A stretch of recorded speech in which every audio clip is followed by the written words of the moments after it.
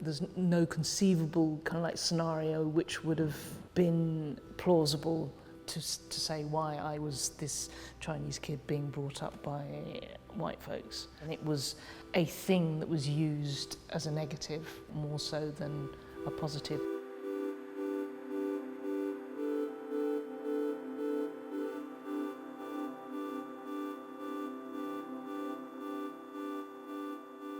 Okay. How old were you when you found out you were adopted? I used to get read a bedtime story to try and introduce the idea to me quite early. It was kind of like the day in the life of a normal child, and then it just said, but I'm special because I'm adopted. And did that click quite early on? In a way, it made it sort of a bit more of a better thing because I was kind of special and chosen. What about yourself? Me, it was a bit more dramatic. Oh, really? I was sort of 3, 4. My adoptive mother was a primary school teacher. So I got hauled into school as a bring and tell object and stood on a desk and presented to the other kids, about 30 of them. And that was how you found out? Wow. I mean, I had kids coming up to me kind of like licking their fingers to see if the yellow would come off. Wow. But that was, you know, you're talking 50s, 60s, so, you know, that's the way that people thought. Is your birthday your birthday? No. Oh, is it not? The day that my birthday is the day that I was registered at the orphanage. I've never heard of that before.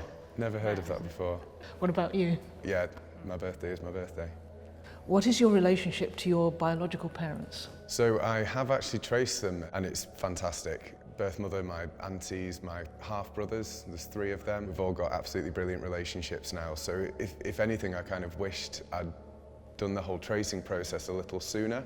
Because it doesn't always work out, right? It doesn't, no, and I know that I was lucky. Have you traced your birth family? I did recently take part in... Oh, the one with Davina? Yeah, they did a special on foundlings. So I do actually have some living 4th and 5th cousins. When I get some time, I might kind of see how far I can take that to see if they know anything about the extended family and how we actually fit in. Did you keep your adoption a secret? No, I don't think so. Certainly in my early years, it was kind of like a distinguishing feature of me, and actually it was something that I kind of wore quite proudly.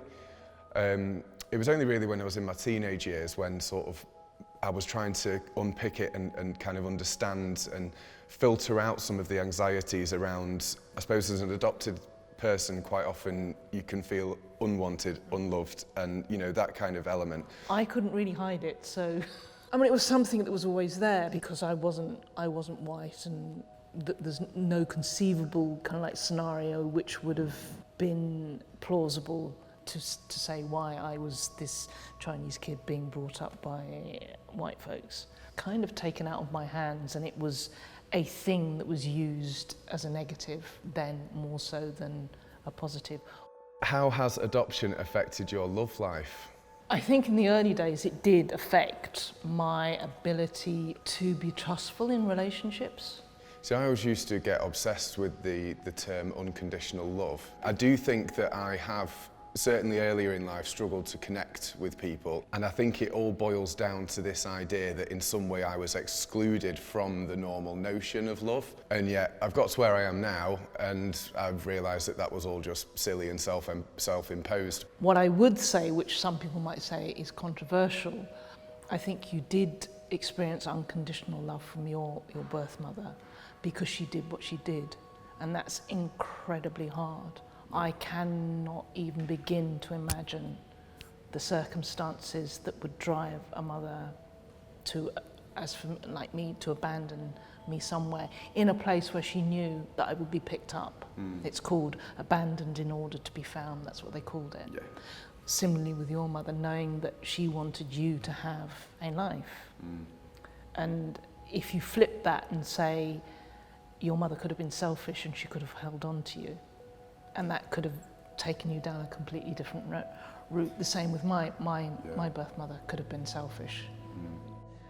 Did your feelings about being adopted change as you got older? Yes. because when I was very young it was a positive thing. But then sort of in my teenage years it became profoundly negative during that time, and it was mixed with other things about the fact that I'm gay. Then when I'd done the whole tracing process and I'd understood sort of where I'd come from, then it became positive again. But I think the defining point was that I'd stopped looking backwards at something that I couldn't define, and then was able just to start looking forwards. For me, because it started off very much as a negative thing.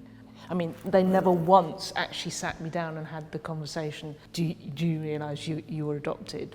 They never told me that, and I say that I can laugh about that now. Sort of, how long did they think that I wouldn't notice? It's the elephant in the room, isn't it? And then I went back to Hong Kong for the first time. And for the first time, I was able to walk down a street and actually not be the odd one out. And actually look across and see everybody, just me reflected back in various different guises. And it was the weirdest, a wonderful feeling, but incredibly weird. And I realised at that point that I spent most of my time when I was here walking around with my head pointed down so that people wouldn't notice. I think I sort of subliminally or subconsciously got to the point where I had to either accept what I was and try and make my own peace with that. What was one negative experience of adoption? Each transracial adoptee, each adoptee has their own story, and it's one of the things that I say to people who do have, I think, a skew-whiffed idea that adoption is always going to be a transformative experience, is always going to be a fairy tale, and it's not, because you're dealing with human beings.